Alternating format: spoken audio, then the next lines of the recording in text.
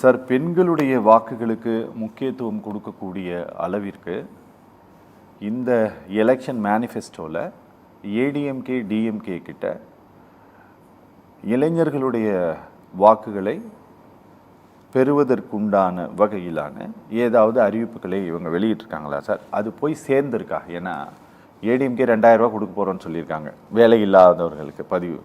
DMK அப்படி எதாவது சொல்லியிருக்கான்னு தெரியல. சொல்லியிருக்குன்னா எனக்கு சொல்லுங்கள்.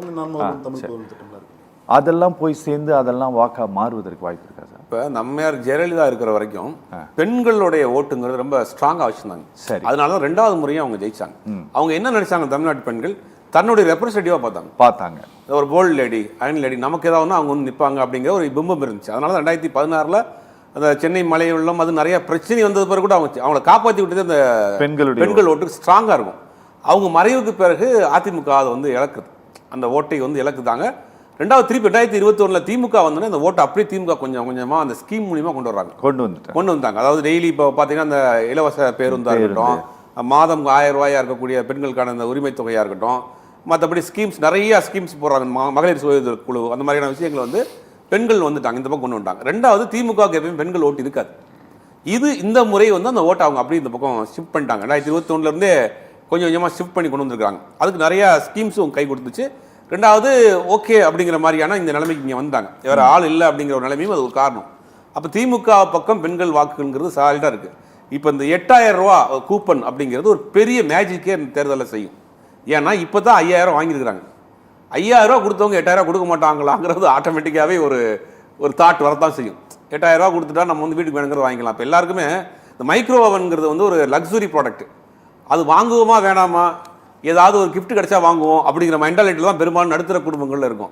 அப்படின்னா போனால் 8000 ரூபா கொடுக்குறப்போ வேணுங்கிற பொருளை வாங்கிக்கலாம், மைக்ரோ வாங்கிக்கலாம், வாட்டர் ஹீட்டர் வாங்கிக்கலாம், கேக் செய்யலாங்கிறதுக்காகவே ஓட்டு போடுவாங்க. அப்படிங்கும் போது அந்த 8000 ரூபாங்கிறது பெண்கள் மத்தியில், குறிப்பாக நடுத்தர பெண்கள் மத்தியில் ஒரு பெரிய மேஜிக்கை செய்யும். அதை தான் அவங்க கரெக்டாக அடிச்சிருக்கிறாங்க. அது நம்பவும் செய்வாங்க. ஏன்னா 5000 ரூபா இப்போ தான் கொடுத்துருக்குறாங்க. எங்கள் ஜெயிச்சவனே உங்களுக்கு 8000 ரூபா டோக்கன் கொடுத்துரும், உங்கள் பக்கத்தில் இருக்க கடையில் போய் வேணுங்கிறத வாங்கிக்கலாம் அப்படின்னு. பெண்கள் ஓட்டுகளை திமுக 2021 பிறகு ஷிஃப்ட் ஆயிடுச்சு. அந்த இலவச பேருந்து நிறையா ஸ்கீம்ஸ் மூலிமா ஷிஃப்ட் பண்ணிட்டாங்க. இங்கே பெருசாக அவங்களுக்கான ஒரு பாதிப்பும் இல்லை. இப்போ ரெப்ரஸன்டேட்டிவாகவும் அங்கே இருக்கிறாங்க. அதிமுக அந்த ஓட்டை இழந்துட்டாங்க. அப்படிங்கிறது 10,000 நம்ப மாட்டாங்களா? 10,000 நம்ப மாட்டாங்க. ஆல்ரெடி 5000 ரூபா கொடுத்துட்டு இருக்காங்க. இவங்க சொன்ன பிறகு வருதுங்கிறதுனால அது ஒரு பெரிய எஃபெக்ட் ஏற்படுத்தாது. என்னன்னா 2வது ஒரு தலைமை என்னன்னா, ஒரு ஆளுமை மிக்க ஒரு தலைமையை பார்த்து தான் ஓட்டு போடுவாங்க. அது ஒரு பெரிய சிக்கல் இருக்குது தமிழ்நாட்டில். இப்போ ஜெயலலிதா அவர்கள் திரும்ப திரும்ப ஏன் போட்டாங்கன்னா, அவங்க வந்து எதுக்கும் வந்து காம்ப்ரமைஸ் ஆகாத ஒரு லேடி, அயன் லேடி. அதனால் வந்து அவங்களுக்கு போடலாம். எனக்கு ஒரு பிரச்சனை, என்னுடைய பிரச்சனையை அவங்க முன்னாடி நின்று ஃபேஸ் பண்ணுவாங்க.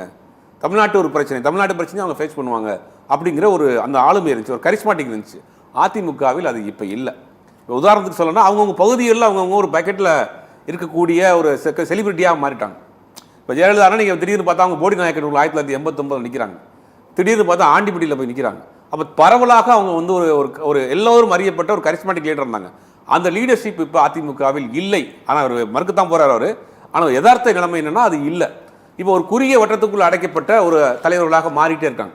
அதனால நான் இந்த இடத்த விட்டே வரமாட்டேங்கிறாங்க. இப்போ கலைஞர் மாதிரியோ, ஜெயலலிதா அவர்கள் மாதிரியோ, எம்ஜிஆர் மாதிரியோ எல்லோரும் ஏற்றுக்கொள்ளக்கூடிய ஒரு காமன் லீடராக அங்கே இல்லை. எல்லாருக்குமே ஒரு சமுதாய ஒரு சாயம் இருக்குது, ஒரு முத்திரை இருக்குது. அது அதிமுகவுக்கு ஒரு பெரிய பலகீனமாக இருக்குது. இந்த கூட்டணியுமே அப்படி தான். இப்போ அண்ணாமலைங்கிற ஒரு ஃபேக்டர் வந்து அண்ணாமலைக்கும் எடப்பாடி பழனிசாமிக்கும் ஒரே பகுதியில் அதே சமூகத்தை சேர்ந்தவங்க. அங்கே யார் சிங்கிள் ஃபேஸாக இருக்குங்கிறது தான் பிரச்சனை. இப்போ நயனார் நாகேந்திரனுக்கு டிடிவி தினகரனுக்கு என்ன பிரச்சனை வந்துச்சு? அந்த சமுதாயத்தில் யார் சிங்கிள் ஃபேஸாக இருக்கணுங்கிறது தான்.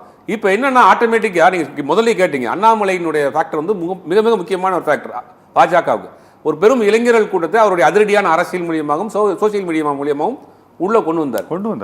அதில் மாற்று கருத்தே கிடையாது. கிட்டத்தட்ட அவங்க வந்து ஒரு 3-4% ஓட்டை இன்க்ரீஸ் பண்ணார். ஆனால் அது அதிகப்படியாக நம்பிட்டார். 2024 இதுவே போதும் நாங்கள் ஜெயிக்கிறதுக்குங்கிற மாதிரியான ரிப்போர்ட் கொடுத்தது தான் அவங்களுக்கு இதாச்சு. ஆனால் இப்போ என்ன பண்ணுறாங்கன்னா, அண்ணாமலையை வந்து ஆஃப் பண்ண விளையாடுறாங்க. எப்பயுமே மாநில தலைவராக பாஜகவில் ஒருத்தர் இருந்தார்னா இமீடியட்டாக அவருக்கு ஒரு பதவி போட்டுருவாங்க. 2 வருஷம் ஆச்சு அவருக்கு. இது வரைக்கும் ராஜ்யசபா எம்பியாக இருக்கலாம், கவர்னராக இருக்கலாம், மத்திய அமைச்சராக இருக்கலாம், அவர் முக்கியமான பதவிகள் கொடுத்துருக்கலாம். எதுவுமே கொடுக்கல. இந்த தேர்தலில் அவர் நிற்காமல் போனது அதிமுக பாஜக கூட்டணிக்கு ஒரு மிகப்பெரிய பின்னடைவை ஏற்படுத்தும். இன்னைக்கு அண்ணாமலை அவர் இல்லைன்னு சொன்ன பிறகு சோசியல் மீடியா முழுவதுமே அவருடைய ஆதரவாளர்கள் தன் மனக்கும்பலை கொட்ட ஆரம்பிச்சாங்க. அண்ணாமலை எல்லாம் ஜெயிச்சிருங்களா, அண்ணாமலை எல்லாம் பார்த்துருங்களான்னு. 2வது ஒரு முக்கியமான விஷயம், அந்த கொங்கு பகுதியில் தான் அதிமுக பாஜக ஸ்ட்ராங்காகவே இருக்கு. கரெக்ட். இப்போ அங்கே அண்ணாமலைங்கிற ஒரு ஃபேக்டரும் அங்கே வந்து உங்களுக்கு பின்வாங்குது அப்படின்னா மிகப்பெரிய ஒரு பின்னடைவை தான் அந்த பகுதியில் சந்திக்க போறாங்க. இப்போ அவங்க ஸ்ட்ராங்கா இருக்கிறது அந்த பெல்ட் தான். அந்த பெல்ட்டில் எப்படி அண்ணாமலையை அவங்க காம்ப்ரமைஸ் பண்ணாமல் விட்டுட்டாங்கிறது இப்போ வரைக்கும் பெரிய ஆச்சரியமாக தான் இருக்கு. ஓகே.